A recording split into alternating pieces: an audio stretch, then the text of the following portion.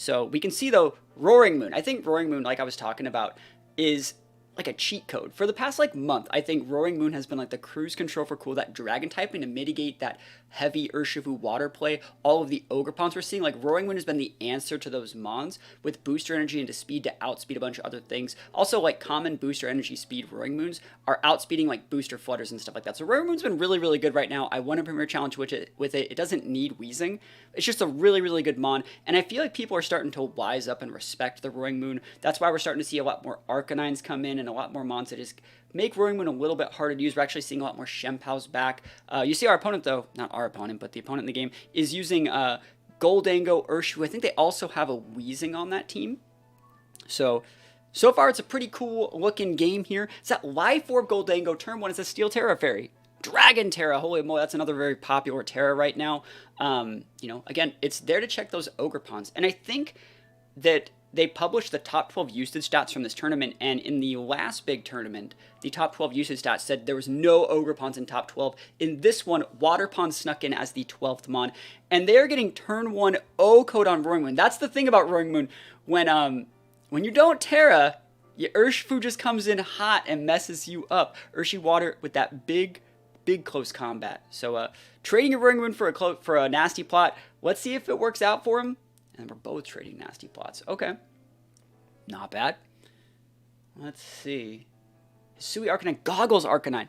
Goggles Arcanine is a very weird choice. I shouldn't say weird. I would say, like, that's a choice that you make in a meta like this to be like, yo, I'm going to make top cut. I feel like Goggles is an item that does not really help you in Swiss all that much in metas that aren't dominated by Amoonguss. But when Amoonguss, Amoonguss is always going to be in top cut. Like, I guarantee you. There's going to be, like, 2 Amoongusses at least in top cut.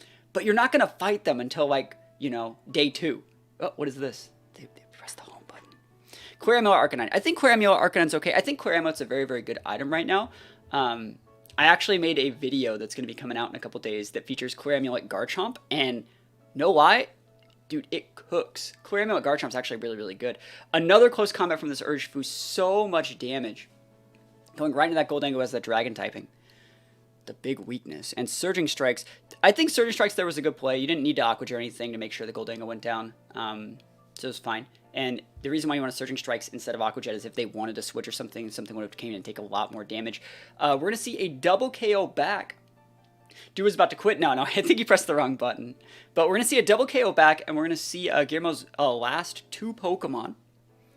But yeah, Safety Goggles Arcanine. See, like, right here, this would be, like, the perfect opportunity. Like, if there was an Amoonguss on the other side, yo, you swap out that Urshifu, bring in the Arcanine with the Goggles, Amoonguss is useless. Also, the Safety Goggles are really good on Arcanine because it makes it so you can, play around Rage Powder as well. So, like, I actually like the choice. Arcanine's one of those mons that's really, really good, and it doesn't really need its held item right now. You can put a band on it. You can put a scarf on it. You can put a Safety Goggles. You can put so many different items on it right now.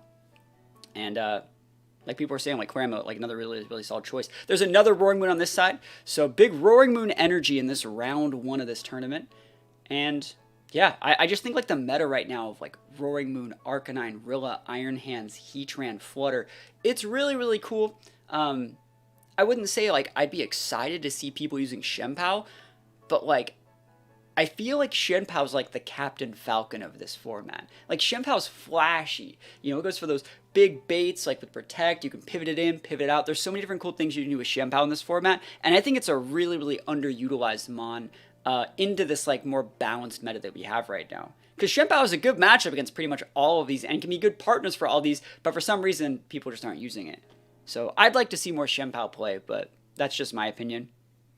So we see the Fairy Terra Arcanine. That's a bold move, Cotton. Like, straight up Fairy Terra Arcanine in front of a +2 Goldango. Oh my gosh.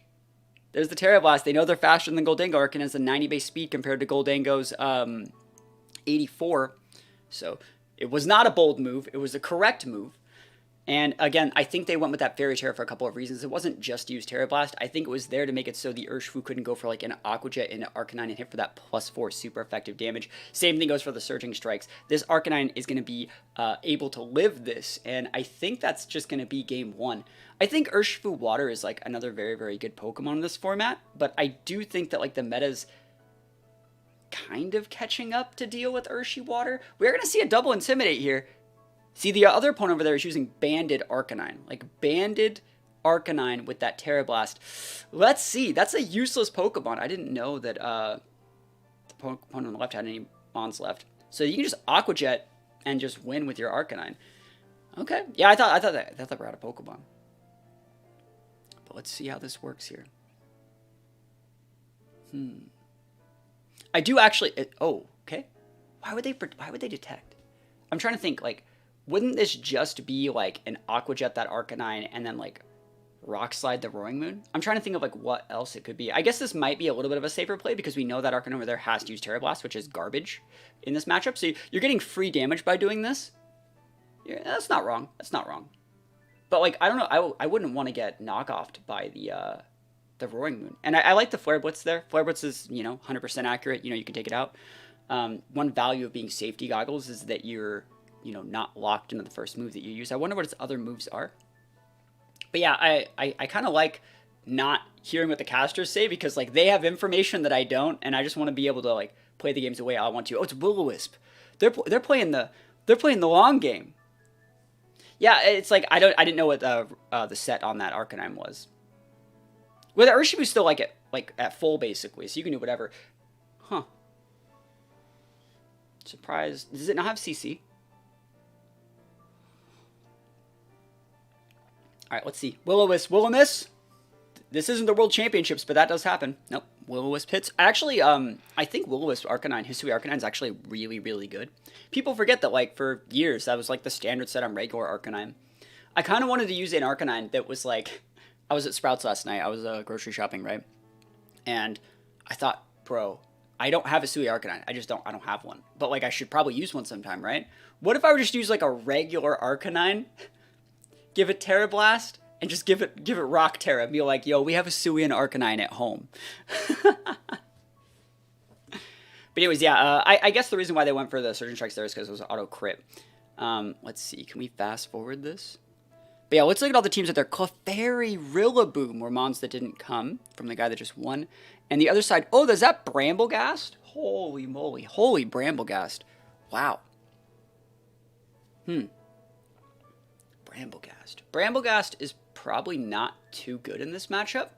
I think Brambleghast is really good into, like, Torn. It's really good into, like, any sort of Hail. It's really good into, like, Chi-Yu. That's not here. Brambleghast is just kind of like, womp womp.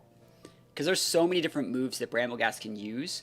It can absorb with its Wind Rider ability. There's, even at, like, the high level, at, like, these internationals and regionals, there's still times when people are like, I didn't know that was a wind move. You know? I'm trying to think, like, what are some of the more uncommon wind moves? Obviously, you have things like the Bleak Wind Storms and stuff like that. But, like, Heat Waves, you have your own Tailwinds, you have Icy Wind, Blizzard. Those are all wind-based moves. If you need a Hisui Arcanine, I could go catch one for you. I think I'm okay. Like, I don't have one. But, like, I should just probably play Arceus and get one. Let me actually send the Discord notifications out because I'm a professional. But hopefully you guys are enjoying this. You know, this is, like I said, my very first time doing one of these cast-alongs from my house. I did one of these for Utah Regionals before, and people seem to like it. I did it with, like, a secondary caster, and people seem to like it. You can get Hisui and Arcanine in the DLC. Oh, you're right. You're right. I completely forgot about that. They give you one, right? Dude, that's sick. I should try that. They give you a Growlithe, right?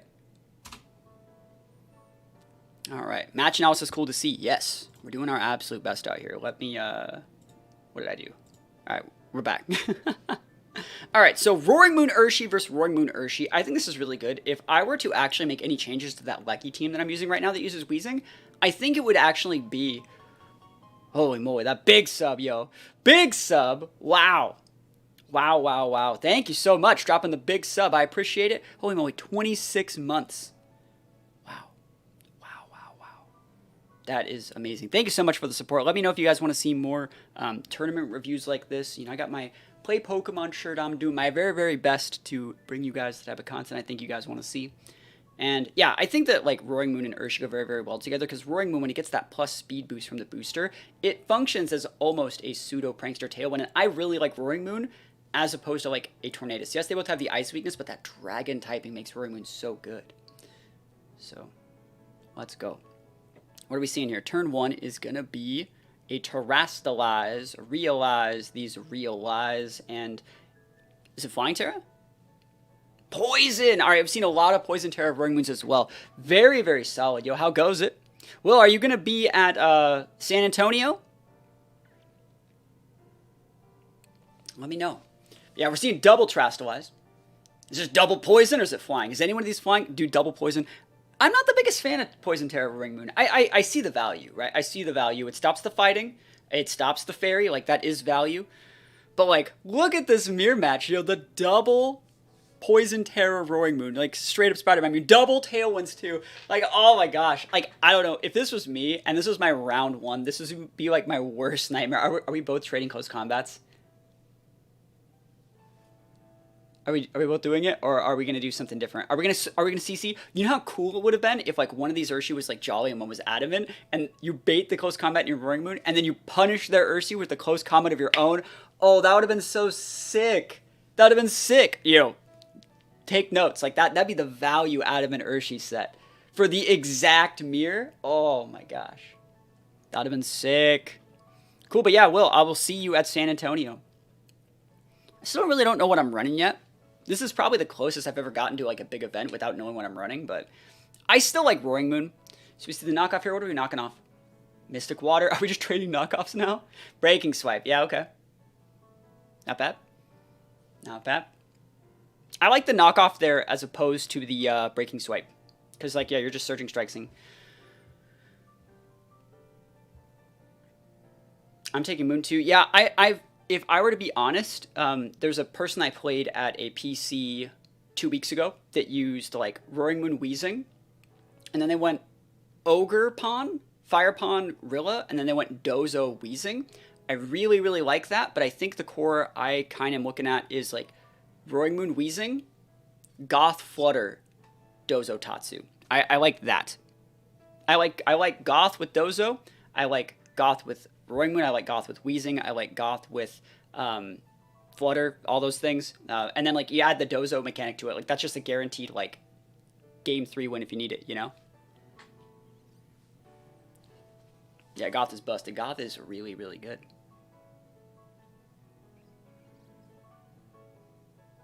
You ever do that thing where, like, you think you chipped one of your teeth, but you didn't? I'm like, oh, man. Yeah, we're good.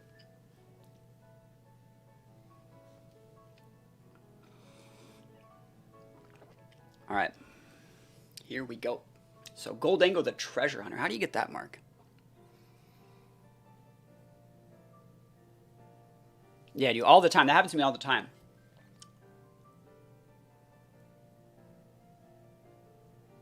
I don't know how I feel about Goldango on this team. I think that, like, when you're playing Roaring Moon, you should have, like, a Steel Terramon as, like, your anchor. I see people using Heatran a lot. I think Heatran is a better one. But I can respect the Goldango choice for, like, an international. I think there's nothing really wrong with Goldango. I know Goldango, when I fight against Goldango, is, like, the most annoying, stupid Pokemon to fight ever. So, makes sense. Protect Bait the Dango. Let's see what they're... Yeah, let's see what happens here. Knockoff. Baiting it. Not bad. Alright. Surging Strikes. Yo, that's... Yo, protect these, bro. Yeah, that's good. That's great damage. I wonder if what the Urshi set is from the player on our side. Because, like, they've gotten second in every single Urshi mirror. And I feel like it's probably an Adamant versus Jolly situation. And, like, they should have went for that close combat into that Urshi slot turn 1. They should have known that was coming. Yeah, next time. You know? That was a hard thing to see. I don't think I would have saw it either. But, like, if you have the exact mirror and you're both going Poison Terra and you're both trying to beat close combat, at some point you have to know, like, you're Adamant Urshi, so you probably underspeed theirs and you can just win the game, right? Especially if both your Roaring Moons don't have, like, acrobatics, you know? They're more like knockoff Breaking Swipe sets. I would just have close combated the crap out of that Urshifu. Like, why wouldn't you? You know, because it's obvious that once the Urshifu's gone, then you can actually use your Breaking Swipe to your advantage, so. But hindsight's over 9,000. There's the Brambleghast. We see Brambleghast, huh? Sounds like a job for knockoff. Knockoff's not here anymore. Well, I was looking at mons that got knockoff. I was surprised they didn't give knockoff to Scarlet. I would have actually really liked that. Because it would have made Scarlet like so much better versus like into the Armourouge. But they didn't give it to it. They gave Scarlet a lot of really cool tools, but they didn't give it knockoff. Swapping in Arcanine. Okay, that's a good play. Mitigates like a ton of this damage. So Arcanine comes in, big Intimidate. Many teams can run no physical attackers, special attackers, and it's somehow okay. I agree, like we are a big physical meta right now. There's the knockoff. Gholdengo goes down. Lefty's Gholdengo too. And then what are we seeing on the Seed Bomb? Not bad, not bad. So big block. Oh, that did a lot. See, like, dude, regular Arcanine wouldn't have stood for that, bro. Seed Bomb. I can respect Seed Bomb over Power Whip. That's actually really, really cool. That's really cool. But at this point, you know, your Urshi comes back out. You've already shown Terra.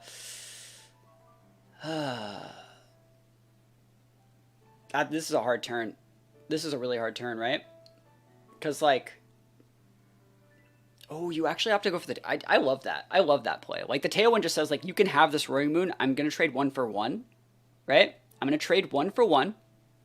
Right? Because you take out the Arcanine this turn. The Wind Rider gives you the attack boost over it. Yes, you might lose the Roaring Moon, but then you're out of mons to check the good old-fashioned Brambleghast. You don't even check the Roaring Moon. Dude, Roaring Moon is so good. Like, straight up, I implore you guys to just, like, pull up Roaring Moon. Okay, it does care the Roaring Moon. But, like, look at its stat line and tell me that Pokemon is not, like, absolutely cracked in, like, every... It has just enough stats in everything.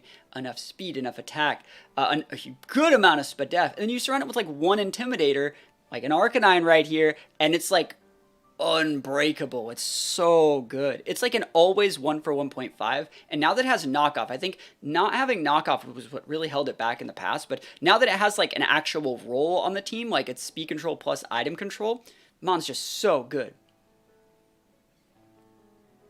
If there was an assault beside him for defense, it'd be so good. There is. It's called a booster energy.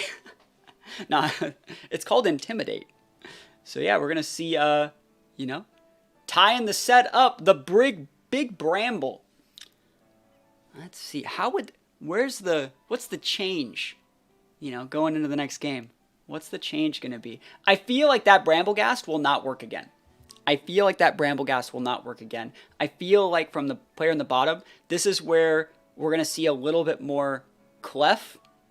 If that Clef has a Terra that mitigates damage from Urshifu, we're going to see Clef Dango with a bring out after Clef dies of Roaring Moon into setting Tailwind to allow the Dango to sweep with like a close out of probably, I would say Arcanine, right? And we're going to see them prioritize dealing with the Urshifu slot on the opponents more often. That's what I would say we would see from the player on the bottom. Again, I don't know their name.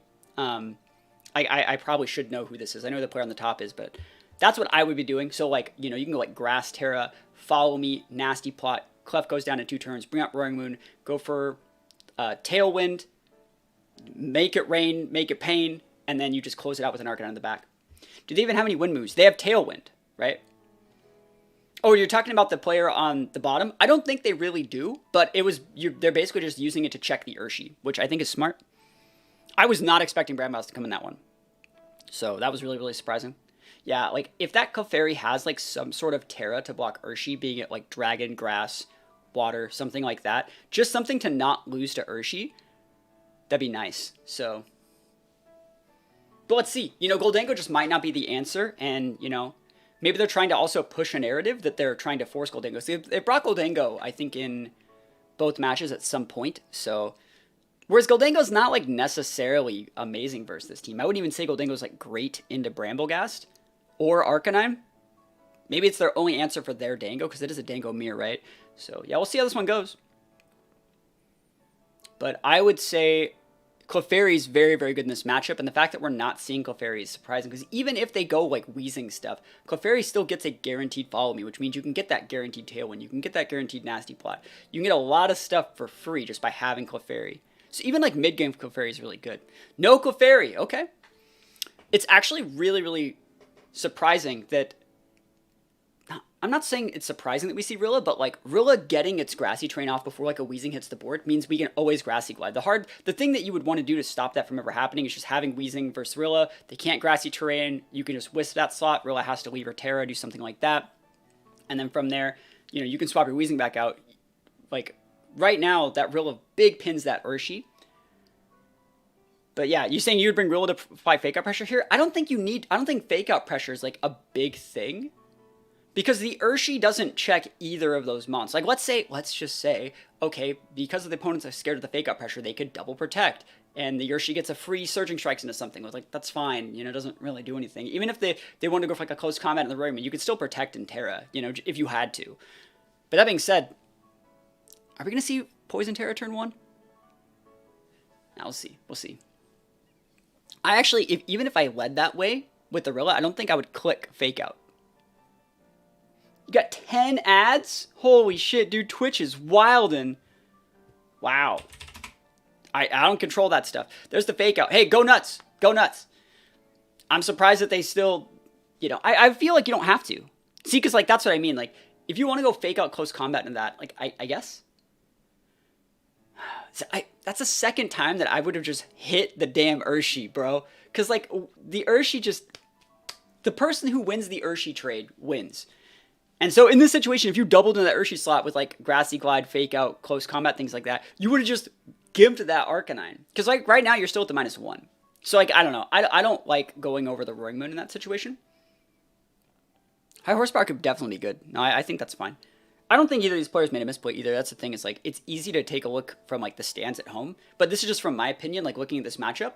If I'm using Urshi and my opponent's using Urshi and I want to have value and I know that my Urshi's slower than Urshi, and I also have like mons that can like mitigate damage through the use of like Intimidate, Breaking Swipe, things like that.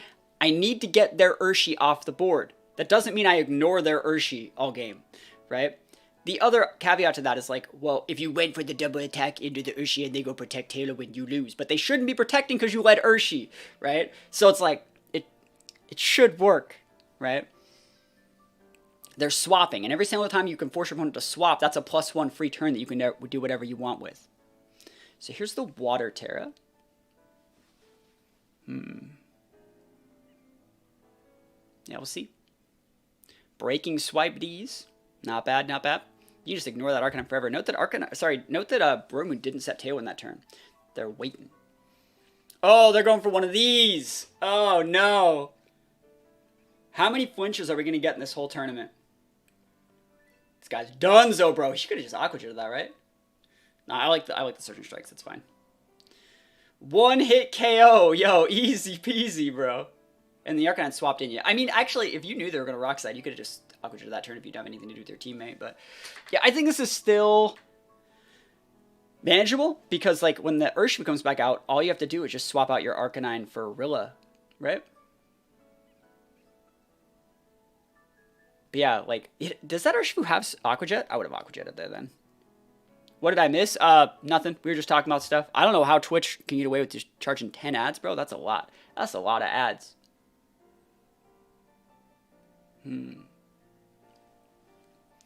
It might look too obvious to swap in the Rilla here. You might just have to fodder your Arcanine.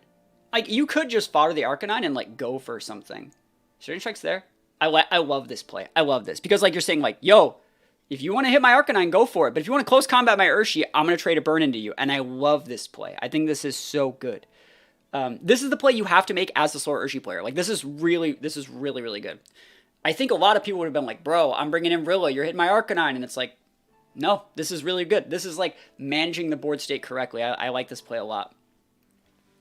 So the Urshi gets KO'd because that's what you get using the slow Urshi. But you trade a Wisp for it. And now, right...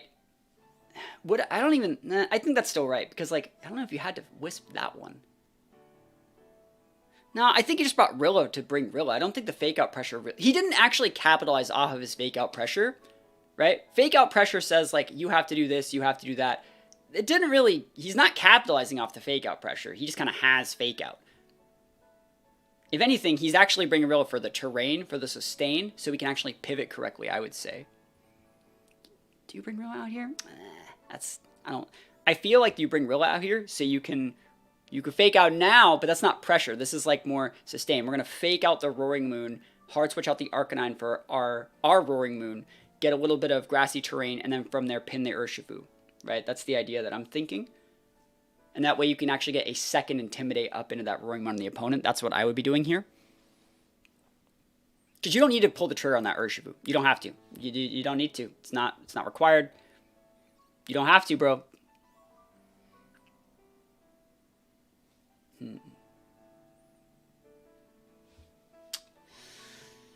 Okay.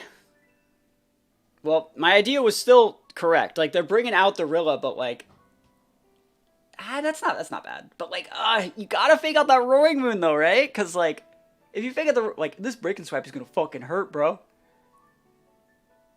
It's gonna hurt.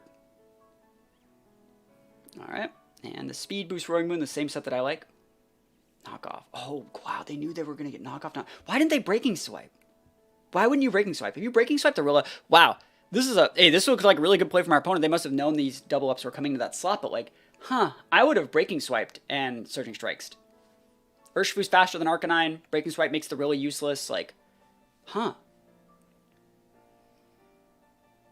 right, really well done on all of them. Well, thank you so much. Happy to see you come on Twitch for some support. We see the Urshifu go down, and now it's 3 versus 2. I want to see what the last Mon is over here. Is it Dango? Or is it the Bramble? Show me that Bramble. And it might be Bramble. It really might be. Bro, it could be Brambleghast. There it is. Yeah, the reason why I think it's Brambleghast, this is what I was thinking from like turn 1. We didn't see Tailwind, right? They're waiting for the Brambleghast to set the Tailwind. Why didn't they just swap out the Urshifu? Like, there's so many different things that could happen here. Yeah, I think Breaking Swipe was better last turn. I definitely think Breaking Swipe is better. Again, they didn't know that Roaring Moon was the Mon on the back, but like Breaking Swipe makes the Rilla like hot garbage. The Rilla would never outvalue your Roaring Moon if you get 1 Breaking Swipe on it. And maybe they think they can get that whenever they want, which is true. But you wouldn't have like, I don't know, it's hard to say. It's really hard to say. I would have probably, though, swapped out my Urshifu last turn, my burned Urshifu for that Bramble instead of Tailwind. That's probably what I would have done. Because like the Arcanine was obviously going down. Or just click the Breaking Swipe, you know. Here's Tailwind. Okay, trying to enable the Arcanine in the back to do well. Looks like we're probably trading Tailwind. This is going to activate the Wind Rider, give a +1 attack boost to that Bramble. And let's see. How much damage do we think High Horsepower does? Ooh, that's so much damage to WoW. Big damage. Oh my gosh, yeah. Okay. You can double into the Brambleghast here. And go like knock off plus Grassy Glide into it. Not Grassy Glide, that's gone. I mean, honestly, you can probably protect your Roaring Moon. I don't know if the Brambleghast has Protect. I don't actually know if it has it, right? But if you were to protect with your Roaring Moon, swap out your Rillaboom for Arcanine, you get a double Intimidate, which is nice. And then from there, if they were protecting this turn, you'd be losing... No, you wouldn't lose your Arcanine. That's a hard turn.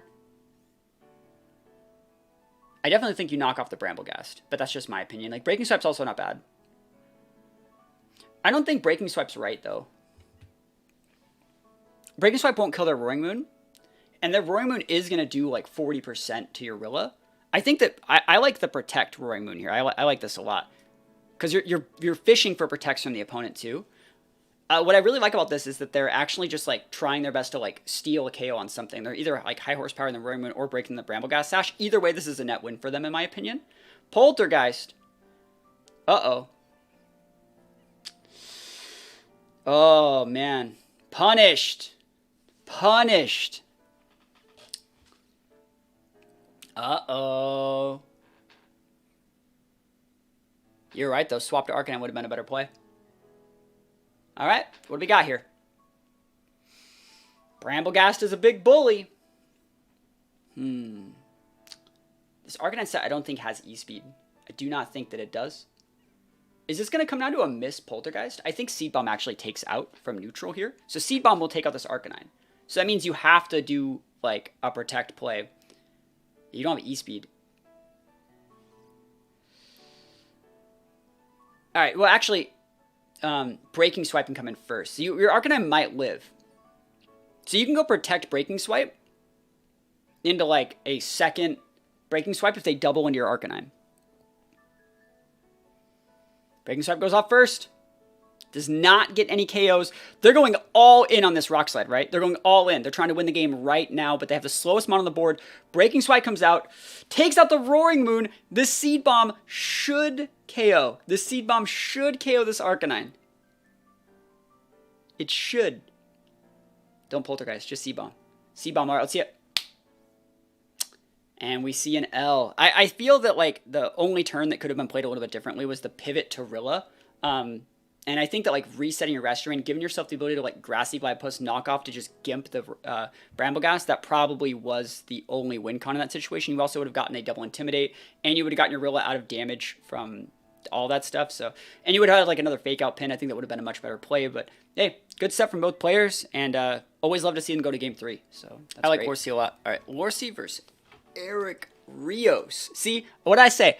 What'd I say? More Roaring Moon. I don't even need these on. I'm not listening to the stream. So, all right, Lorsi versus Eric Rios. This is gonna be cool. More Roaring Moon. More Amoonguss. This is a mirror match. These are the same 6. Oh my gosh. Huh. That's a great looking team. That's so good. All right, so this is gonna be really weird. I really like Landorus in this format. I like Landorus a lot more than Arcanine. And it's for one reason. Landorus outspeeds Hisui Arcanine by 1 point. By 1 point, which means you're always going to be able to pin that Arcanine if you're running a Jolly Lando. And then if you're running... Oh, he is! If you're running Rock Tomb over Rock Slide, you just completely invalidate the Hisui Arcanine, and you can make your Heatran double mess it up. Because what happens is, you see like Lorsi's team, it's made so well. I really, really like this. You have Rock Tomb plus the Heatran has both Earth Power and Flash Cannon, right? With like a Fairy Terra. So you can just like, if their Arcanine can't Terra, you can just Stomping Tantrum it. If it can Terra, what are its common Terra types? Something like Fairy, which means you can just Rock Tomb for like 20%.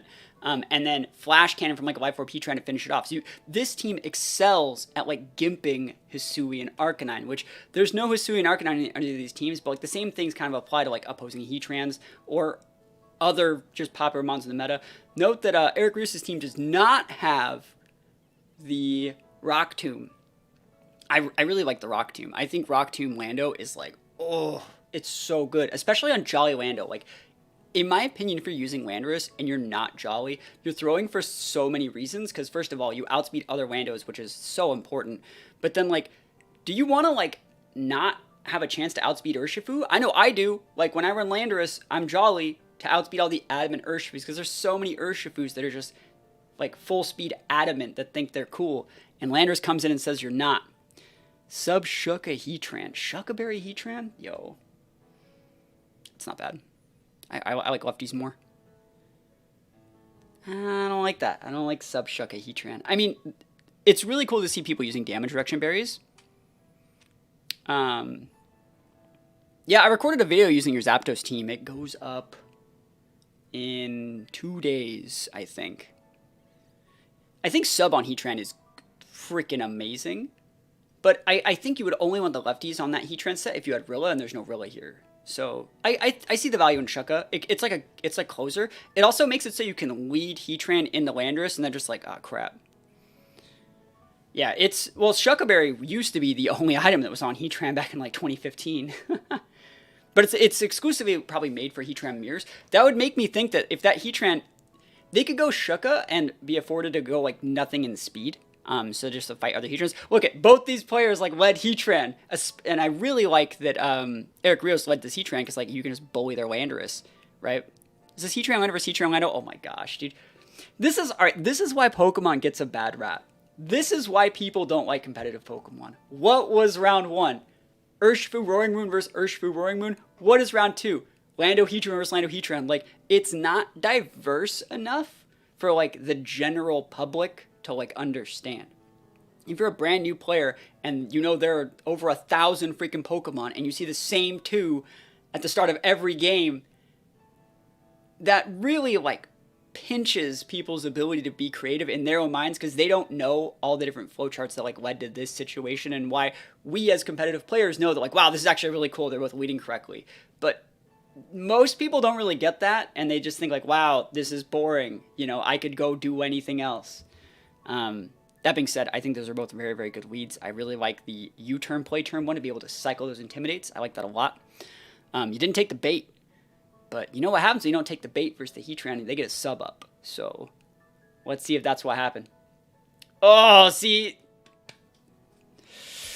that sub though. Welcome to the sub club out here. Holy moly! And then they're like, Nani? Oh, dude, is that Dragon Dance Roaring Moon? That is dangerous. This is a great turn of Dragon Dance, by the way. You have an Intimidated Lando. You can swap out your Heatran to get a second Intimidate. That's a free Dragon Dance. This is free, bro. Yo, it's free. Just do it. You got no problems here. There we go. Love it. Love to see it. Oh, yeah. And then, like, there's nothing, even if you Intimidate something that's like a special attack, like a Flutter and a Mungus, but, like, this is still fine. As long as you don't get burned by, like, a Heatran move, you're good to go here.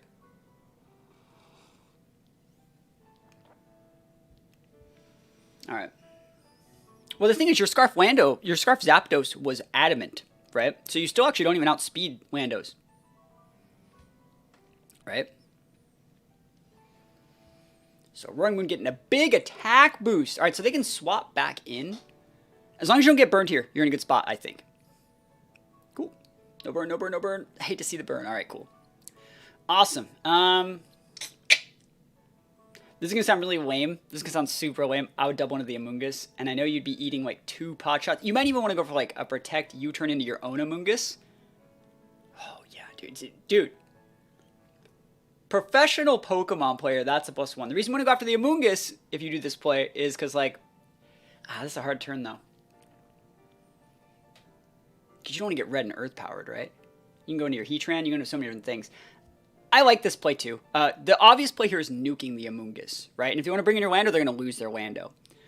I think it's very uncommon to see... Ooh. Oh, that's smart. That's even better. Scarf Ninetales. Oh, that's deep. That's deep. Because what I don't even think Blizzard KOs if they go Flying Terror, though. I like this a lot. Because, like, the worst thing that happens here is the Amoonguss protects and they get a second free Heat Wave. Which there's nothing really wrong with that. I think this is a right play from Eric Rios. Really, really solid, like, patient play. But then, like, you just do it again, you know? Like, you can't stop him from just doing it again. How ballsy would it have been to actually Stomping Tantrum this turn, too? That would have been really good. To break the sub. The sub will not waste your Shukaberry. I don't like either of those items on a Alolan Ninetales. I think that if you're not playing Sashel and Ninetales, you're probably not using it optimally. Oh, this is hard. That Shukaberry is problematic right now. If that Shukaberry wasn't there, you could have just nuked the Heatran, right? You could just went knock off and Stomping Tantrumed it and force the Rage Powder. But yeah, I think you have to go for Acrobatics Amoonguss. I think you ought to go after the Amoonguss. I don't think Clover Coco Ninetales is good. I really don't. It doesn't... You can just Protect. You should have Protect on Alolan Ninetales anyways. Because, like, Fake Out's not even that great into that Mon. Oh, that damage, bro. Holy shit. That's so much damage, bro. One hit KO. Are we going to see a U-turn, right? Like, let's see. Are we going to go into Heatran? Yeah, Light Clay's, I think, a better item than a lot of those other ones that were listed, too. I'm not a big fan of Screens Ninetales, but I know a lot of people, like, do play it with Screens. I think Sash is the optimal way to play it, though.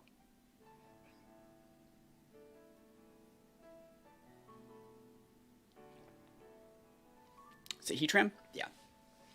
Of the Distant Past. What game is that from? Heat Wave. Nice. Yeah, that was a great Heat Wave there. So Flash Fire Boost is acceptable.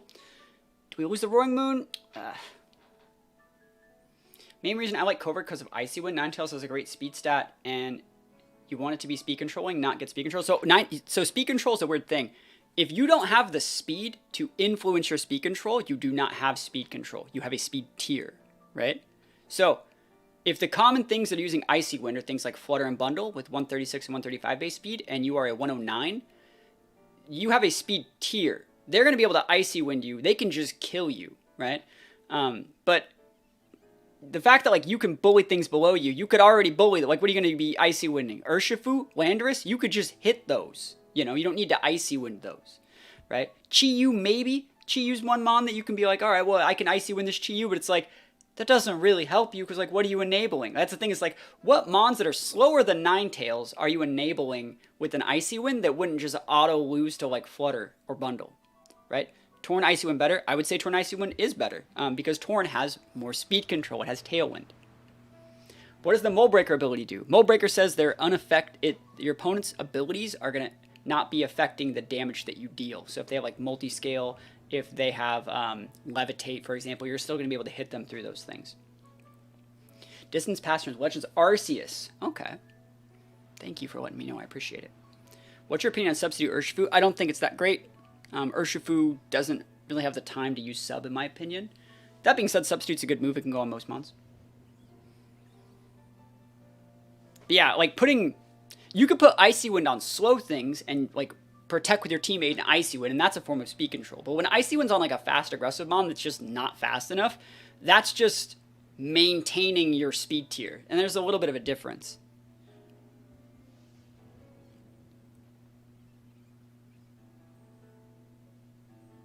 Yeah, Mold Breaker does let you status. It says like again, the ability doesn't take into effect when you deal the damage. That being said, like, I don't even think I would run Icy Wind on a Alolan Ninetales. I don't see the point. And when people have Icy Wind on Alolan Ninetales, I'm like, that's free, you know?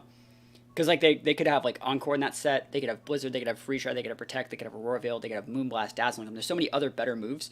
The fact they have, like, Icy Wind, like, why would I ever care about Icy Wind?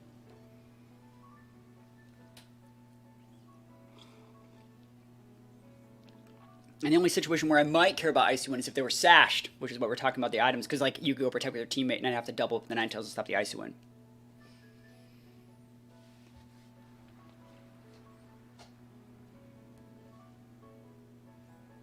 So let's see what they want to do here. Get back into watching this game. Are we going to see the Shuka? Icy Wind is a good fourth move for Spec Flutter. Oh yeah, so Flutter can do those things because Flutter has a base 135 base speed. Flutter is like completely allowed to have Icy Wind. Because then it can influence mons that are slower. There's only like 3 mons in the whole game that are faster than Flutter. So like Flutter's allowed to do that. Ninetales, they're 20 plus Pokemon that are fast. Ogerpon's faster than Ninetales. Like, how are you going to Icy Wind that thing? You know, it's faster than you. Are they both they're both Dragon Dance Roaring Moon. Dude, this is a freaking match and a half. Holy moly. There's the Earth Power. Into that Fairy Terra Heatran. You know, I want to use a damage reduction berry at some point, but have like that damage reduction berry cover up for like both of my weaknesses. So like Heatran, right? You got Shuka Berry, but then like when you Terra, you like your Terra Rock, so you can still use your Shuka Berry.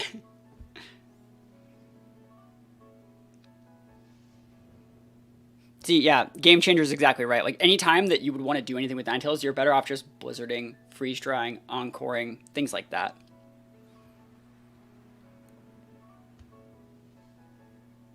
Let me ask, someone asked a question. Do you think a team... Let's see. What was the actual question?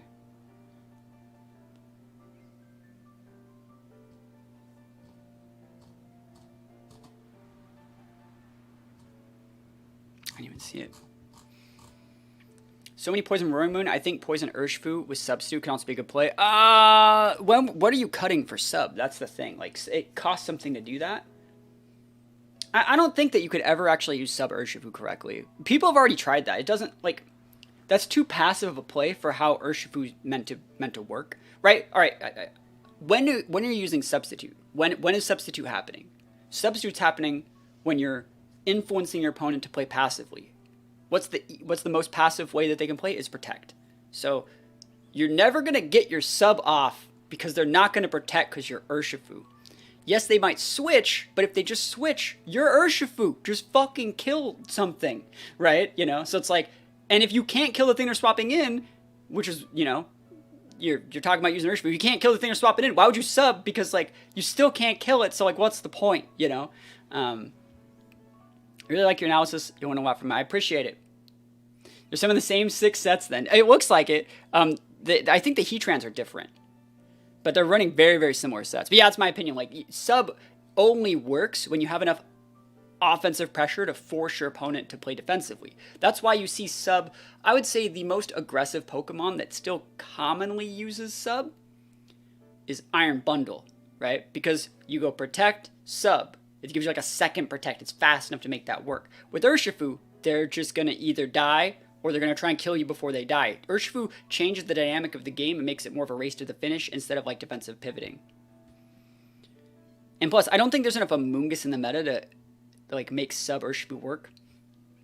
Urshi kind of wants Surging Strikes, Aqua Jet, and Close Combat. You need at least 2 of those. And then like realistically, if you were to say, well, like, all right, what if you couldn't use Aqua Jet? Well, I would use Ice Spinner, right? And Dozo's good, but I was talking about like fast things, you know. What should Joshua have done differently in game 1? So you know the turn where he over respected Amoonguss near the start of the game? When he had that Dragon Dance off, I would have actually, this is the bad play, but I would have went all in on that Heatran and forced the Amoonguss to like fodder itself for a Spore. That's what I would have done. The Heatran had the like I would have went knockoff Stomping, soaked that damage, and the next turn you could have Stomping Tantrum, Acrobatics, and a double KO. So if your Amoonguss does go that Protect play, you actually still have like a really good winning board state. So that's what I would have done. Now that does lose to like Protect, Sub Heatran, Spore my Lando, or Spore my Roaring Moon. But do you see how risky you have to play in doing that? You have to play super risky. You actually have to take your Amoonguss and put it in the garbage because the Roaring Moon had the +1 attack boost and the Acrobatics, right? So like if you were saying like I'm willingly putting my Amoonguss in the garbage to do this turn, I'll force my opponent to make that play in a game 1 situation where like I would win the game if they didn't, right? So that's just me. But it's also easier to like analyze these things after. But that being said, that still would have been, I also wouldn't have like, you know how they went Terra into the Amoonguss? I would not have Terra'd into the Amoonguss knowing full well that Heatran was going to just be slamming out Heat Waves because I would have lost my Dragon typing. Like if I was going to double into the Amoonguss, I think they went Terra Acrobatics plus U-turn. I would have probably Terastallized Lando, if anything, and just kind of sat on my Roaring Moon and made it so Roaring Moon didn't have to take that Heat Wave damage. I also really don't like mirror matches at all. I don't think there's anyone that really does enjoy them. Because it all comes down to the slight differences that you're seeing. So, like, that Shukaberry Heatran made this really complicated. The Sub Heatran made it really complicated. And so, like, in the first round that we saw as well, like, the one Urshi always being faster made it really hard. And so that's why I'm always a huge proponent of, like, if you're going to be fast, be fast. Don't go like full adamant. It doesn't do you anything because when you fight the mirror, you hold that L. If you're dedicatingly taking that L, you're gonna take it every time, right? So you gotta be full speed in those situations. And maybe that's just the 2016 player or the 2014 player. I mean, there used to be so many speed ties that these Pokemon are all Pokemon that are in the top 12. Like, you know, you should go a little bit faster in some situations. That being said, I hope that the Rock Tomb comes out. I hope the Rock Tomb value is shown at some point. So that Heatran on Eric Rios' side is, I'm assuming it's Protect, but Protect Sub Heat Wave Earth Power. It doesn't have Flash Cannon. So that's good. U-turn trades. What are we swapping in here? Roaring Moon?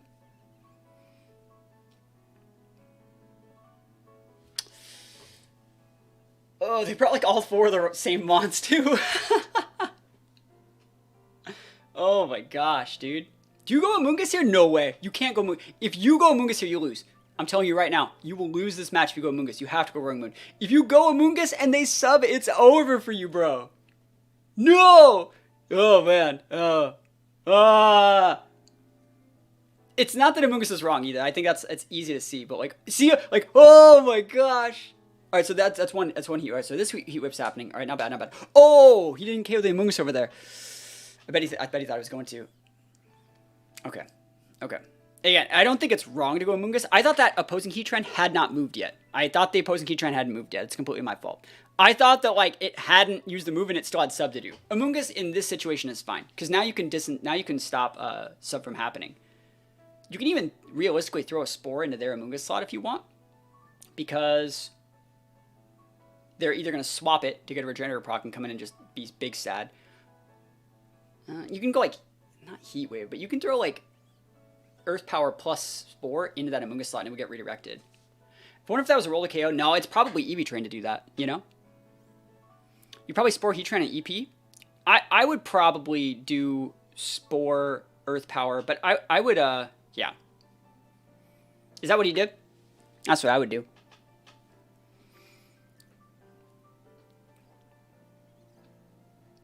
Do we see the sub? Sub value? Oh, dude, value. Not bad. Are we seeing Spore though? Yeah. Cool. It's a good play.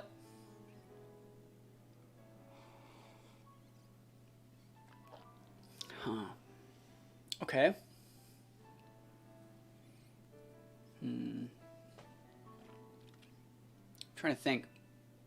There's two things that you can do here. You can actually still Earth Power that Heatran and Spore it. But you can also just like Spore the Roaring Moon and Earth Power the Heatran to break sub. There's nothing really wrong with that play either. You can also go Flash Cannon Spore into the Roaring Moon spot because you're not actually that threatened. What's he going to do? Click Heat Wave? Like, it's not going to do anything. So, let's see. I didn't see what he locked in, but I think we're going to see something fun this turn. All right, should be, is it Poison or Flying? Oh, the good player. The Flying Terra, yes. All right, so this is probably going to take Rough Skin damage at least, or Rocky Helmet damage at least.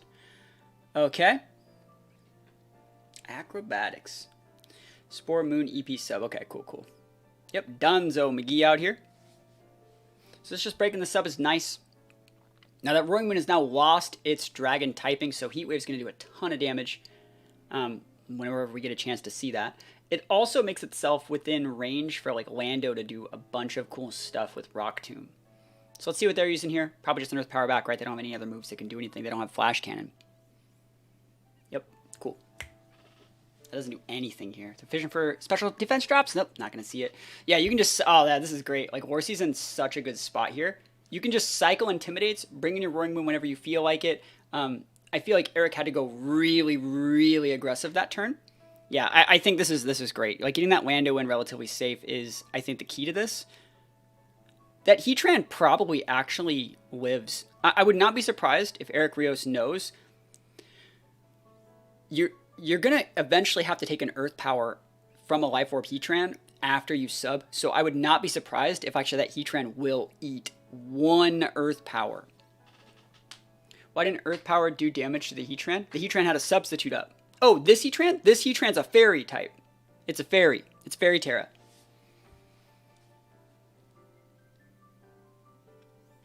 Oh, is he nuking the Roaring Moon this turn? I would U-turn the Roaring Moon. This is my opinion. This is my bad player experience. I would U-turn the Roaring Moon.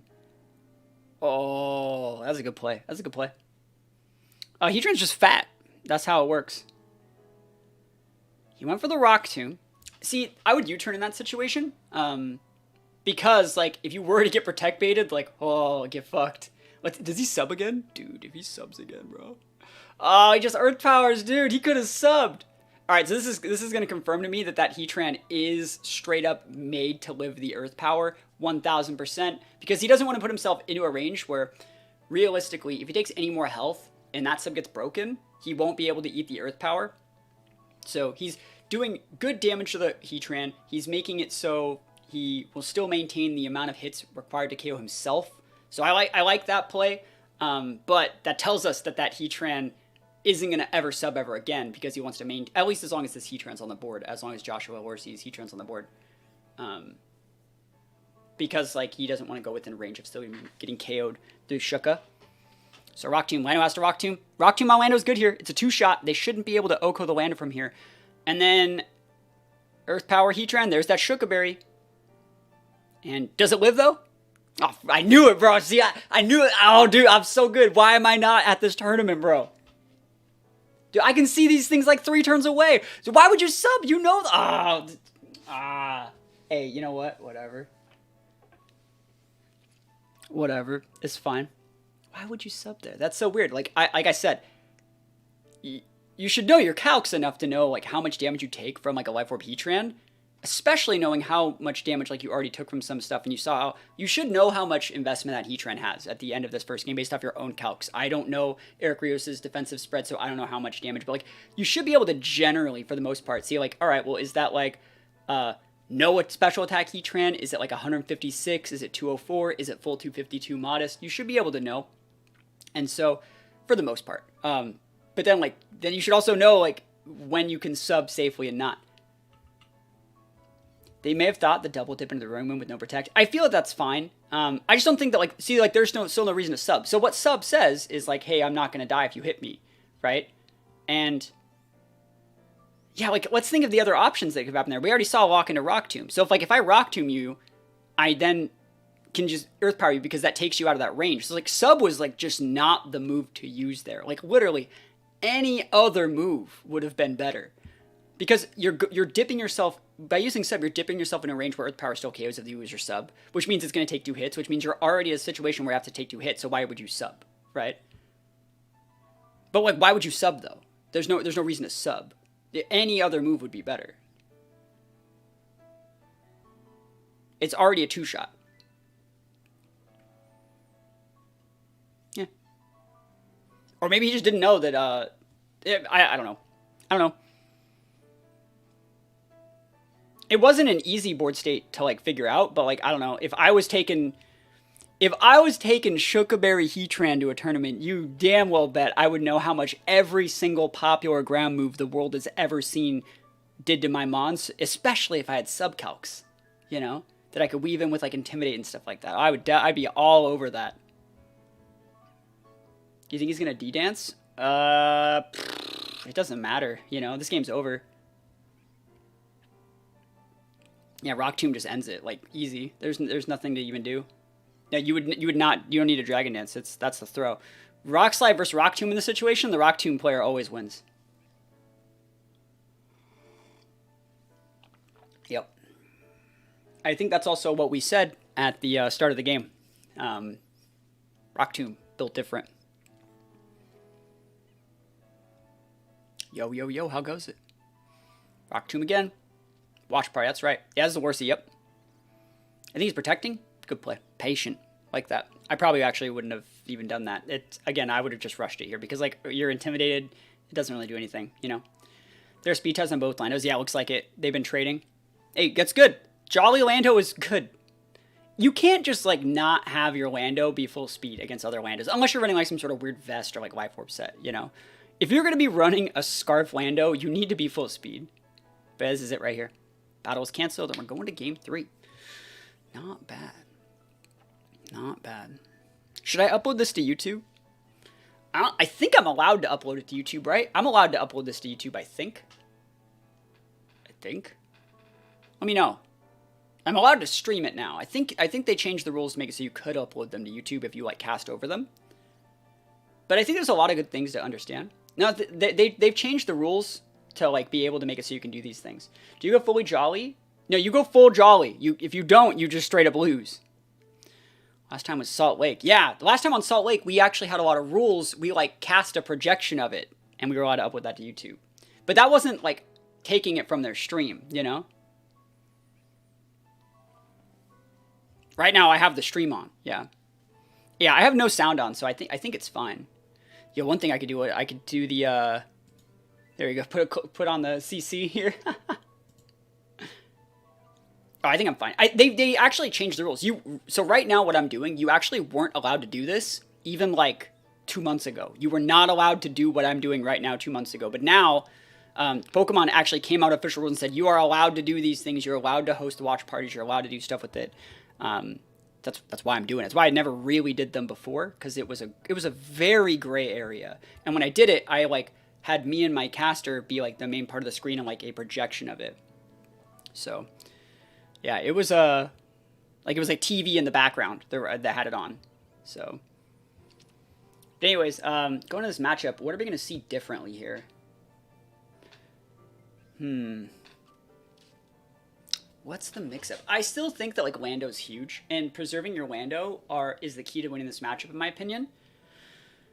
Lando Amoonguss could be really cool.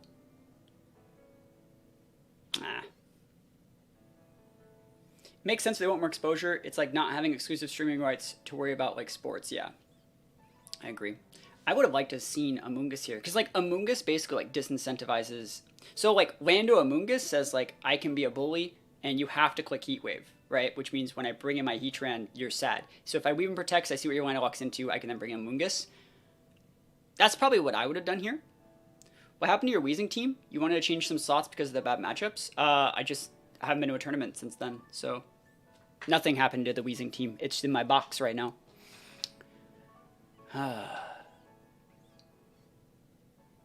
you have an idea what you're taking to San Antonio? I might take that Weezing team, but I would probably put Urshifu over LAIC. Let's see. Yeah, I don't know what I'm taking to San Antonio yet. I still don't know if I'm going to try and win San Antonio. I say that like I could just win if I felt like it, but no. The type of player that I become when I want to like get results, I don't like that person. That person's an asshole. That person doesn't care about the little things. That person doesn't value life's small miracles, right? So I feel like when I want to win a regional, like a lot of like little things fall by the wayside. Like the ability for me to help other people get better really takes a nosedive, and I don't like that. I don't think you need to be an asshole to win. That's the thing. So like I don't think you need to let hatred win. You know, I feel like there's enough winning for everybody. You know, that's just my opinion. If you have to be an asshole to win, then maybe you don't need to win, is another way to look at it. Maybe like winning isn't the thing that you need to be doing if it makes you an asshole. Roaring Moon Heatran. Oh, they brought the hands. Hands is a great. I wonder if there's a Moongus or a Flutter. They both haven't shown Flutter yet. How you been doing? I've been doing good. What do I think the play is right now? If you would have asked me what I think the play is for this event, I would have said it's Roaring Moon. Case in point, it's been in every single match. Yo, Bostock dropping the sub. Boom. Yo, thank you, my friend. Appreciate it, yo. Appreciate it. Let's put some subs up for that. I'll put some subs up for you. Thank you, my friend. Hopefully you're having a great time. What do I think the play is right now? I'll show you guys a team, I think. Oh, I just turned everything off, right? I'm trying to find. I have a team somewhere that I think is super good. Hold on. It'll pause the stream for like 1 second. And then I'll show you a team that I think could be really good. Hold on. It's not going to let me do it. Haha. Right here. This is what I think could be really good right now. These, obviously moves, items can all change. EV spreads, and you still get down on some of these guys, but I think this is the play right now. So, that's that. What happened to this stream? There we go. I'm currently fighting $600 cleaning charge from the apartment we just moved out of. Oh, that sucks. That sucks. I'm so sorry to hear that. Is there any trash talking that goes on at regionals? Pokemon's actually like really serious about that sort of stuff. So even if you were to like trash talk with your friends, they do not let you do that, and like you will get game losses, you will get warnings, you will get penalized. Like, so you know how we talk like, bro, come on, why you gotta do that to me? Why you gotta flinch me, bro? Take me out to dinner first. You will be approached by the people that are working there and told that that is not acceptable, right? So it's not. Everyone puts their headphones on and they're really quiet. They take their notes. We have any availability for coaching before Knoxville Regional? I probably will. Yeah, I most definitely will. Knoxville is in February, right? I might even go to Knoxville. I like that venue. I like the Knoxville venue. I like Charlotte too. Let's see. So Heatran goes down here. Give me just 1 sec. Heatran goes down. And let's see, Heat Wave. Yeah, at least there hasn't been any like crazy RNG. There's been like no burns. There's been like no crits, no flinches really so far in this tournament. So that's pretty good. I haven't like clocked out of watching this one, but it's like it's the same matchup. You know, it's the mirror. Mirrors aren't. I don't like mirror matches. Let's see. I want to see if it's a Moongus or Flutter. A Moongus or Flutter from Eric Rios. Lando back. Is this live? This got played this morning, but it's happening today. I think realistically they might be in round 4. Yeah, Knoxville's cool. I like the Knoxville regionals though. All right, Roaring Moon's the last mon over there for Eric Rios. Okay, no Flutter. Damn. Dude, Flutter would have been... I mean, hey, Horsey might still have Flutter. Flutter's like the freaking game ender out here. Rear matches are kind of boring, but the only thing that separates them is the move spreads and items. I mean, it is what it is. They're stale. That's a great way to like look at it. They're very stale. Oh, he doesn't have any more Mons. Amoonguss is the last Mon. Okay, I like Amoonguss here. Amoonguss is good. You're going to cycle those Intimidates on that Roaring Moon. Amoonguss is still so good. That team that I showed you guys has Amoonguss, and I think Amoonguss is like super slept on. I made a team recently for YouTube that comes out next week, and it's a shit team. Team's bad. Team's garbage. But it has an Amoonguss in it. And because it has an Amoonguss in it, I can play at like top 500 ladder.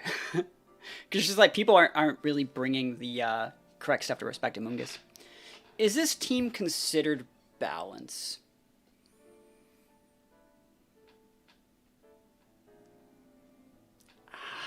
Yeah. This, you know what I would call this? You might be able to call it balance, but the actual term for this team is good stuffs, right? Good stuffs was the original term of balance. The reason why balance came into effect is because you could always like pivot to mitigate like a neutral board state, in my opinion. But this is more just good stuffs, and good stuffs is like legendaries, pseudo legendaries, Amoonguss, right? That's good stuffs, in my opinion. And that's been around since like 2015, really. What would you guys call it? Because I wouldn't necessarily categorize this as balance, per se. Balance is like... Another thing that balanced teams have in common usually is like there's that one Mon that is kind of the carry Mon that you're trying to set up. And then from there, you're like playing into a game state where you have that one Mon and it kind of just comes out and goes pop, pop, pop with like priority moves. That's why with like Palafin balance, you have Palafin comes out jet punches in the late game, backs Calor balance, sets up for ice shards in the late game, right? Yeah, the term changes so much. Like I said, good defensive cores that play to like a neutral board state. But I think like Lando, Heatran, Amoonguss, that's just good stuffs, you know? Hell, the Roaring Moon's just a substitute for Salamence, who used to be in the core back in 2015, you know?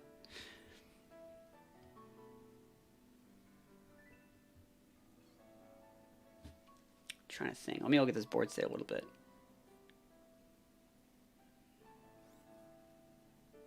Missed a train by 8 minutes. Now you gotta wait till 9:32. No, never lucky, bro. Oh, that sucks. That sucks. How do you think eject pack Palafin would be? Leading against Intimidator? Too deep. Like, it's not worth the investment in my opinion. See, that's a good stuff team can say the same argument though. When your team's just better than your opponent, you have a lot more liberties. Okay. To be fair, I hope Horsey wins because I like Rock Team Lando. But it's not looking good for our hero.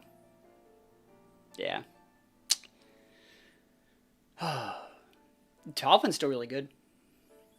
Yeah, Acrobatics comes out. Looks like Eric Roos is probably going to take this one, right? Still a good set, though. Still a good set. And, Heat Wave. And does get the hit on the Lando. Should be able to take this one out. Whew. Yeah, that was close. That was a close set. Let's go to the third round. See, isn't it nice that we're, like, starting from the beginning when stuff's... Oh, is this a... World Champion? What year did he win Worlds? Is it 2018? He won Worlds in 2018. Right? Yeah. With Mega Salamence. That was a good Worlds. That was a good Worlds. That was when... I'm trying to remember where that one was. Is that Nashville? No. Was it Nashville? I think it was Nashville.